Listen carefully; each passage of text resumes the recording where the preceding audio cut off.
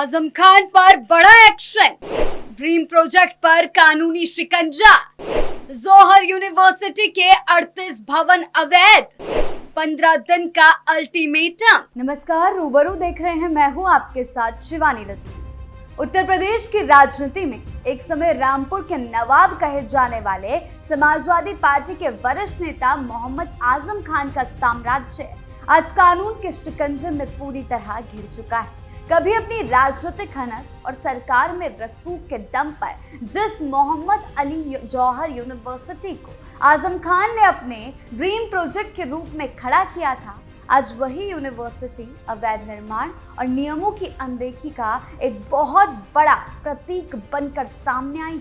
रामपुर विकास प्राधिकरण द्वारा यूनिवर्सिटी परिसर 40 में से 38 भवनों को पूरी तरह अवैध घोषित करते हुए उनके डिमोलिशन यानी कि ध्वस्तीकरण का आदेश जारी करना ये साफ करता है कि कैसे सत्ता के संरक्षण में नियमों को ताक पर रखकर साम्राज्य खड़े किए जाते हैं और कैसे वो अंत में कानून के सामने ढह जाते हैं। क्या कुछ हुआ है, किस तरह नोटिस दिया गया, आइए जानते हैं विस्तार से।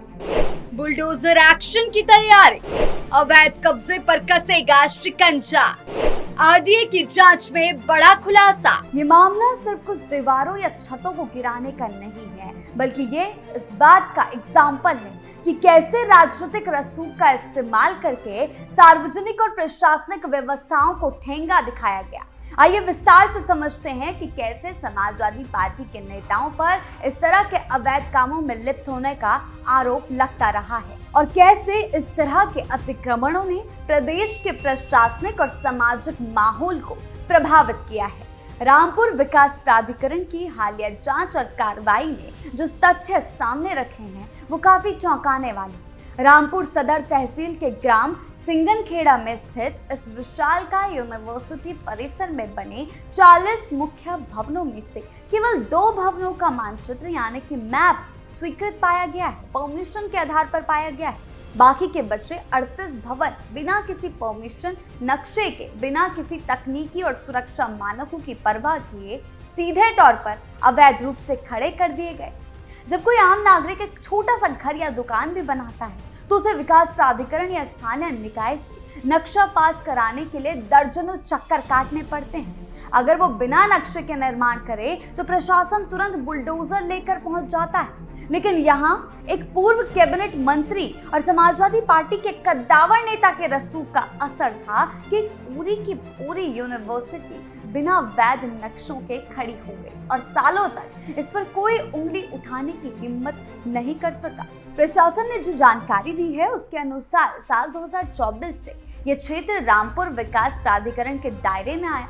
इसके बाद जब प्राधिकरण ने नियमानुसार भवनों के स्वीकृत मानचित्रों से संबंधित दस्तावेज मांगे तो यूनिवर्सिटी प्रशासन के पास कोई भी आंसर नहीं था। बकायदा नोटिस जारी किए गए, लिखित जवाब लिए गए और व्यक्तिगत सुनवाई पर्सनल हियरिंग का पर्याप्त मौका भी दिया गया, लेकिन जब चोरी पकड़ी गए तो टालम टोल के अलावा कोई चारा बचा ही नहीं था और इसीलिए इस तरह के इग्नोर किया गया इस मैटर को।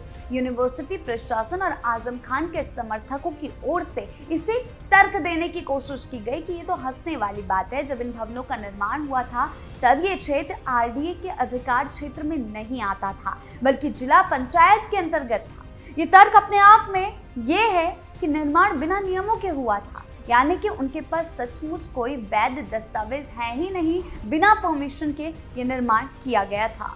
रामपुर के जिला अधिकारी अजय कुमार द्विवेदी ने इस कुतर्क की धज्जियां उड़ाते हुए बेहद तार्किक बात सामने रखी।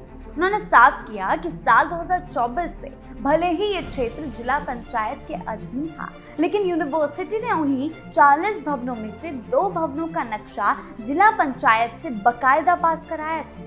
जिलाधिकारी का सीधा सवाल कि अगर संस्था को ये पता था कि निर्माण के लिए जिला पंचायत से परमिशन और मानचित्र स्वीकृत कराना जरूरी है, तभी तो 2 भवनों का नक्शा पास कराया गया, तो फिर बाकी के 38 भवनों के लिए उसी समय स्वीकृति क्यों नहीं ली गई, ये सवाल पूछा गया। ये साफ तौर पर दर्शाता है कि नियमों की जानकारी ना होना कोई बहाना नहीं था, ये जानबूझकर किया गया उल्लंघन था। ये इस सोच का परिणाम था कि सरकार हमारी, प्रशासन हमारा है, हमारा कोई क्या बिगाड़ लेगा। 2 भवनों का नक्शा सिर्फ दिखाने के लिए पास कराया गया ताकि कागजी तौर पर औपचारिकता दिखे और उसकी आड़ में बाकी के 38 अवैध भवन उस दौरान खड़े कर दिए गए थे। ये कोई पहला मामला नहीं है जब समाजवादी पार्टी के किसी बड़े नेता या उनके करीबियों पर जमीन के कब्जों का या अवैध निर्माणों का या प्रशासनिक नियमों के उल्लंघन का आरोप लग रहा हो। उत्तर प्रदेश के राजनीतिक इतिहास में एक लंबा दौर ऐसा रहा जिसे आलोचक अराजकता और भू माफियाओं का स्वर्ण काल भी कहते हैं। जमीनों पर जबरन कब्जे यानी कि जौहर यूनिवर्सिटी के निर्माण के समय से ही स्थानीय किसानों ने यह आरोप लगाए थे कि उनकी कीमती और उपजाऊ जमीन को डरा धमकाकर, प्रशासनिक दबाव बनाकर औने पौने दामों पर या जबरन हड़पा गया। दलितों की जमीन को कब्जाने के आरोप भी आजम खान पर लगे।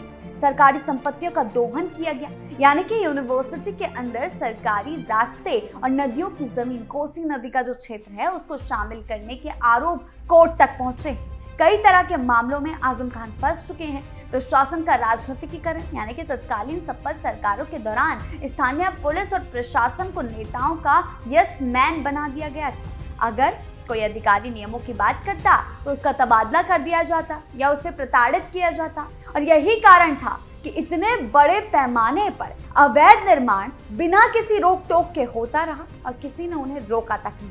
सपा नेताओं के इस तरह के कारनामों से जनता में ये संदेश गया कि अगर आपके पास राजनीतिक पावर है तो आप देश के संविधान, राजस्व कानूनों और नगर नियोजन नियमों से ऊपर है। इस प्रकार के बेलगाम अतिक्रमणों और अवैध निर्माणों ने उत्तर प्रदेश के सामाजिक और प्रशासनिक माहौल को कई स्तरों पर प्रदूषित किया है। कानून के इकबाल का खात्मा किया गया। जब आम जनता ये देखती है कि बड़े नेता खुलेआम कानून की धज्जियां उड़ा रहे हैं, महल खड़े कर रहे हैं, तो उसका कानून व्यवस्था से भरोसा उठ जाता है। इससे समाज में एक माइट इज राइट होता है, जिसकी लाठी उसकी भैंस वाली संस्कृति पनपती है। निवेश और विकास में बाधा। जिस प्रदेश में भू माफिया और राजनीतिक रसूखदार जमीनों पर अवैध कब्जा करते हो, वहाँ कोई भी ईमानदार उद्योगपति या निवेशक अपनी पूंजी लगाने से डरता है। सपा शासनकाल के दौरान यूपी की छवि एक ऐसे ही राज्य की बन गई थी जहाँ उद्योग लगाने के लिए सरकारी नियमों से ज्यादा